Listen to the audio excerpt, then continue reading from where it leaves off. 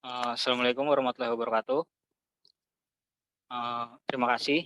Di sini saya akan mempresentasikan proposal penelitian saya dengan judul Pengaruh Kecemasan Belajar terhadap prestasi belajar siswa kelas 11 SMK Karyaguna Jakarta. Di sini saya sendiri Muhammad Seka Zainal Abidin dengan NPM 2019-01500753, Program Studi Bimbingan dan Konseling Fakultas Ilmu Pendidikan dan Pengetahuan Sosial Universitas Indraprasta PGRI. Baik, di sini abstrak. Ada nama saya sendiri, Muhammad Seka Zainal Abidin dengan NPM 201901500753. Dengan judul Pengaruh Kecemasan Belajar terhadap Prestasi Belajar Siswa kelas 11 SMK Karyaguna Jakarta untuk skripsi atau tugas akhir Jakarta, Fakultas Ilmu Pendidikan dan Pengetahuan Sosial, Program Studi Bimbingan dan Konseling Universitas Indraprasta PGRI, Mei 2022. Di sini terdapat 4 halaman Romawi dan 3 bab serta 36 halaman dengan kata kunci kecemasan belajar dan prestasi belajar. Tujuan dari penelitian ini adalah untuk mengetahui apakah ada pengaruh antara kecemasan belajar siswa dengan prestasi belajar siswa.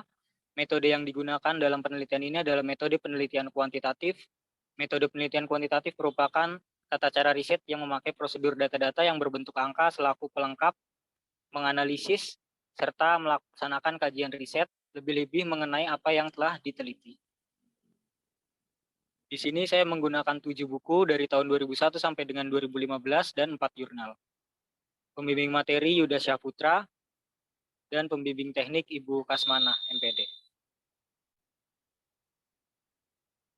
Boleh next, Devina.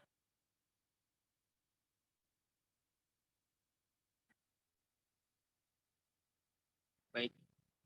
Pendahuluan latar belakang permasalahannya yaitu belajar merupakan suatu proses atau upaya yang dilakukan setiap individu untuk mendapatkan perubahan tingkah laku, baik dalam bentuk pengetahuan, keterampilan, sikap, dan nilai positif sebagai suatu pengalaman dari berbagai materi yang telah dipelajari.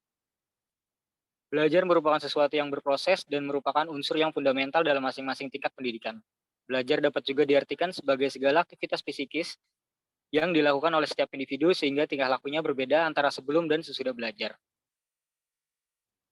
Lalu ada kecemasan. Kecemasan merupakan perasaan campuran berisikan ketakutan dan berisi keprihatinan mengenai masa-masa yang akan datang tanpa sebab, khususnya untuk kekuatan yang dialami individu dalam menghadapi situasi tertentu yang menimbulkan kecemasan. Pada dasarnya, kecemasan yang dirasakan belum tentu terjadi. Dengan demikian, rasa cemas yang sebenarnya sesuatu ketakutan yang diciptakan sendiri. Lalu ada prestasi belajar. Prestasi belajar merupakan hasil atau perubahan pembelajaran yang dicapai dan suatu proses yang memungkinkan timbulnya atau berubahnya suatu tingkah laku sebagai hasil dari terbentuknya respon utama. Dengan syarat bahwa perubahan atau munculnya tingkah laku baru itu bukan disebabkan oleh adanya kematangan atau oleh adanya perubahan sementara karena suatu hal. Boleh di next? Di bab 1, identifikasi masalah. Berdasarkan latar belakang masalah yang sudah penulis buat, penulis mengidentifikasikan masalah yaitu 1, kecemasan dapat mempengaruhi hasil belajar siswa. Yang kedua, tingginya kecemasan peserta didik sehingga mempengaruhi prestasi belajar. Yang ketiga, banyaknya faktor yang mempengaruhi kecemasan belajar. Boleh di next? Batasan masalah. Yang pertama, kecemasan dibatasi pada sikap siswa dalam belajar. Yang kedua, prestasi belajar dibatasi pada keberhasilan yang telah dicapai oleh siswa pada lingkungan keluarga dan sekolah. Boleh di next? Selanjutnya ada rumusan masalah. Berdasarkan latar belakang, maka diuraikan rumusan masalah. Yang pertama, apakah terdapat pengaruh kecemasan belajar terhadap prestasi belajar siswa? Yang kedua, apakah terdapat pengaruh kecemasan belajar secara positif terhadap prestasi belajar siswa? Yang ketiga, apakah terdapat pengaruh kecemasan belajar secara negatif terhadap prestasi belajar siswa? Oke, selanjutnya ada tujuan penelitian. Nah, tujuan dari penelitian ini yang pertama untuk mengetahui apakah kecemasan belajar berpengaruh terhadap prestasi belajar siswa. Yang kedua untuk mengetahui apakah kecemasan belajar berpengaruh secara positif terhadap prestasi belajar siswa. Dan yang ketiga untuk mengetahui apakah kecemasan belajar berpengaruh secara negatif terhadap prestasi belajar siswa. Manfaat penelitian terbagi dua, manfaat teoritis, yaitu penelitian ini diharapkan dapat memberi masukan bagi perkembangan ilmu pendidikan khususnya yang berkaitan dengan hasil belajar siswa. Lalu manfaat praktis, menambahkan wawasan dan ilmu pengetahuan serta memperkaya kajian penelitian di bidang pendidikan khususnya mengenai pengaruh kecemasan belajar terhadap prestasi belajar siswa dan dapat digunakan untuk melihat pengaruh kecemasan belajar terhadap prestasi belajar siswa. Boleh di next. Di sini sistematika penulisan ada bab 1 yaitu pendahuluan berisi latar belakang masalah, identifikasi masalah, batasan masalah, rumusan masalah, tujuan penelitian, manfaat penelitian, dan sistematika penulisan. Lalu yang kedua, ada bab 2, yaitu landasan teori berisi tentang landasan teori, pengertian kecemasan, ciri-ciri kecemasan belajar siswa, faktor-faktor yang mempengaruhi kecemasan, cara mengatasi kecemasan, pengertian belajar, pengertian prestasi belajar, faktor-faktor yang mempengaruhi hasil belajar, kajian penelitian terdahulu yang relevan, kerangka berpikir, dan hipotesis. Lalu di bab 3 ada metode penelitian berisi tentang jenis penelitian, tempat dan waktu penelitian, populasi dan sampel, definisi operasional, teknik pengumpulan data, teknik validasi dan reliabilitas, teknik analisis data, dan ada bab 4 yaitu hasil penelitian dan pembahasan berisi tentang deskripsi wilayah penelitian, hasil penelitian, dan pembahasan. Lalu bab 6 ada penutup berisi tentang kesimpulan dan saran. Bab 5. Oke, next.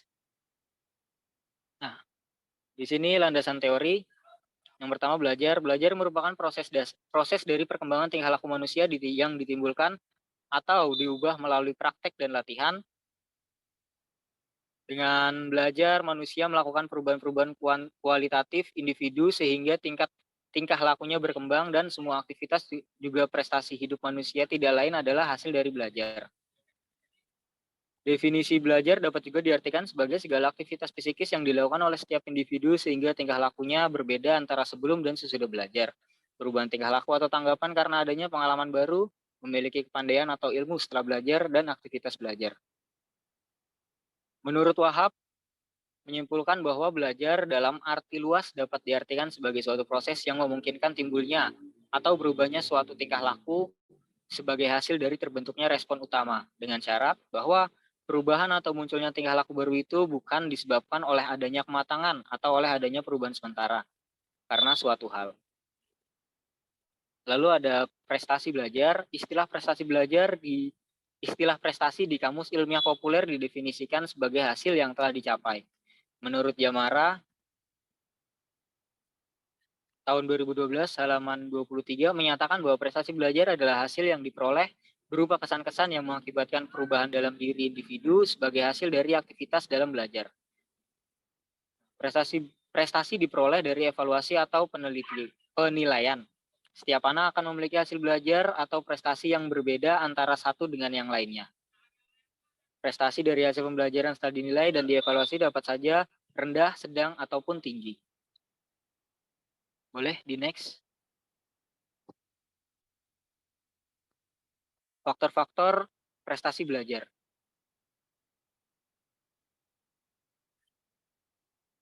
Roshid, DK, dan kawan-kawan tahun 2019, halaman 10 mengemukakan faktor-faktor prestasi belajar, yaitu faktor internal dan faktor internal adalah faktor yang datang dari diri mahasiswa atau siswa berupa faktor fisiologis, yaitu kesehatan dan keadaan tubuh, psikologis, minat, bakat, intelijensi, emosi, kelelahan, dan cara belajar. Sedangkan faktor eksternal adalah faktor yang datangnya dari luar diri mahasiswa atau siswa yang dipengaruhi oleh lingkungan keluarga, lingkungan sekolah, lingkungan masyarakat, dan lingkungan alam. Nah, Helmawati tahun 2018 halaman 32 mengemukakan faktor-faktor yang mempengaruhi prestasi belajar, yaitu faktor internal, faktor dari dalam diri siswa seperti fisiologis, inteligensi, sikap, bakat, minat, dan motivasi. Faktor eksternal, faktor dari luar siswa seperti faktor lingkungan, kondisi rumah, sarana, dan prasarana pendukung. Lalu ada aspek-aspek belajar.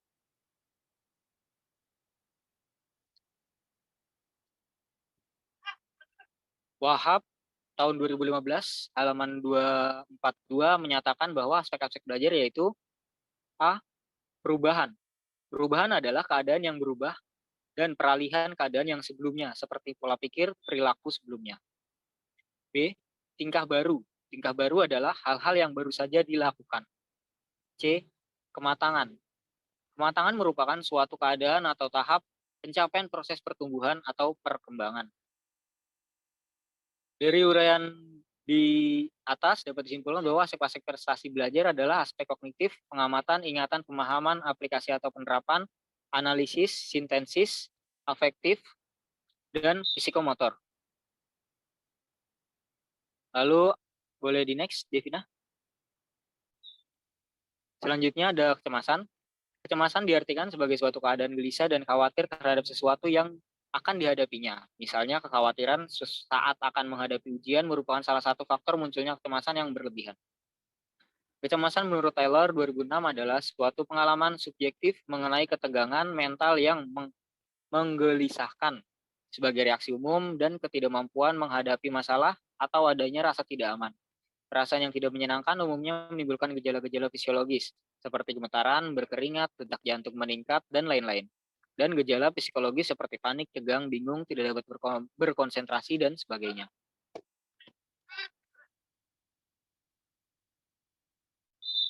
Lalu ada aspek-aspek kecemasan.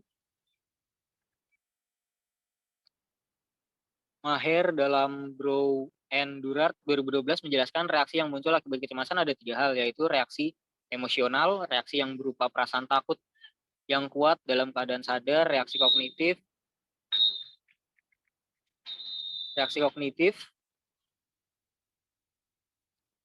Nah, lalu menurut Kendall dan Hyman, aspek-aspek kecemasan antara lain adalah sebagai berikut.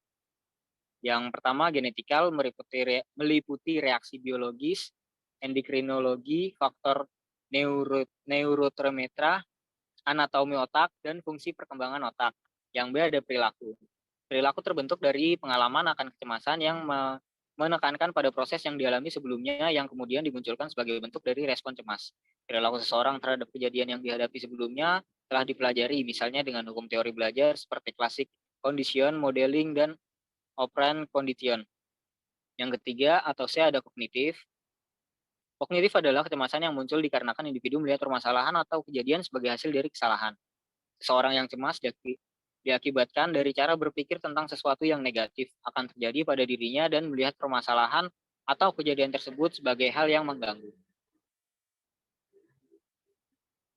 Lalu ada faktor-faktor yang mempengaruhi kecemasan. Keicis dan Erdogan tahun 2009 mengungkapkan faktor-faktor yang mempengaruhi kecemasan siswa adalah motivasi belajar, regulasi diri dalam belajar, dan efikasi diri.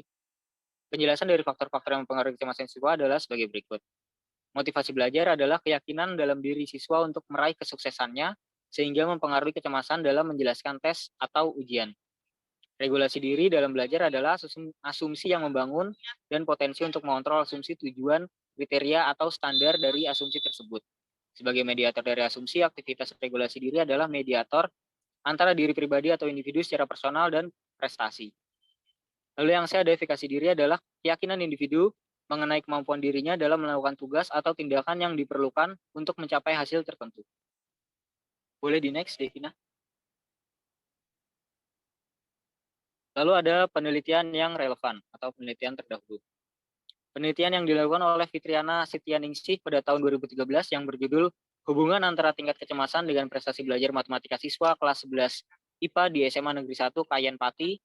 Penelitian ini menunjukkan bahwa usia remaja merupakan usia di mana terjadi proses perubahan psikologi dan pembentukan kepribadian sehingga rentan dengan tingginya tingkat kecemasan.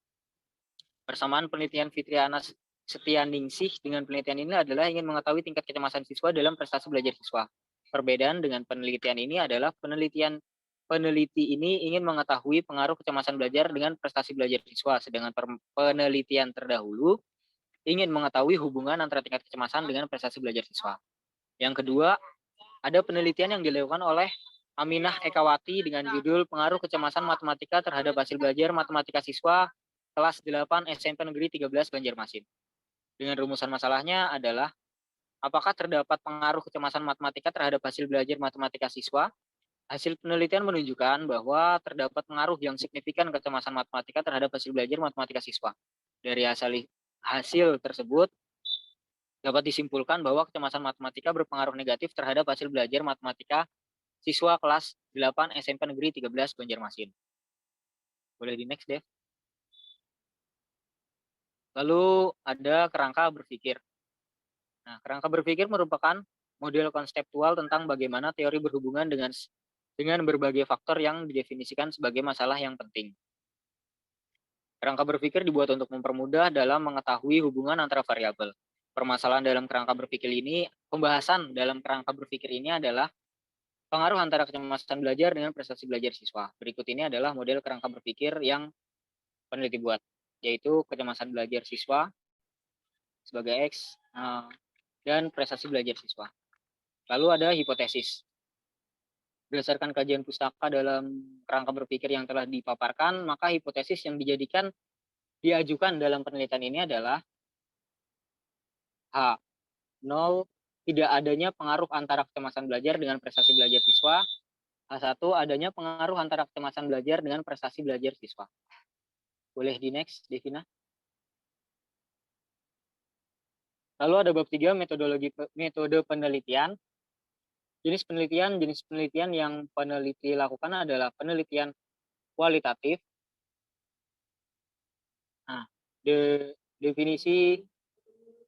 definisi beberapa kata kunci dari penelitian kualitatif yaitu proses pemahaman, kompleksi, interaktif, dan manusia. Proses dalam melakukan penelitiannya merupakan penekanan dalam penelitian kualitatif. Oleh karena itu, dalam melaksanakan penelitian, peneliti lebih berfokus pada proses daripada hasil akhir. Nah, lalu ada waktu dan tempat.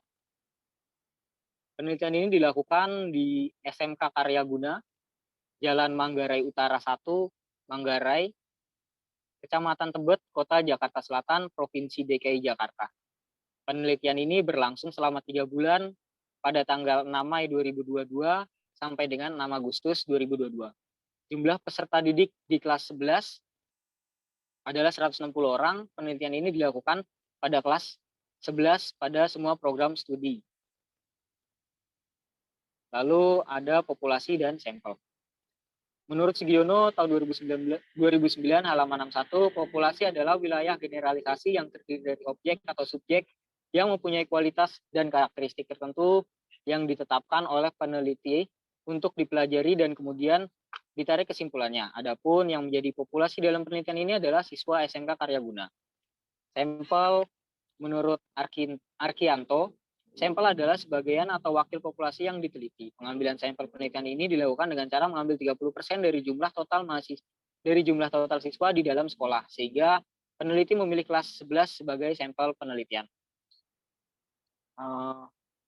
Instrumen penelitian yang dilakukan oleh peneliti dengan menggunakan skala Likert.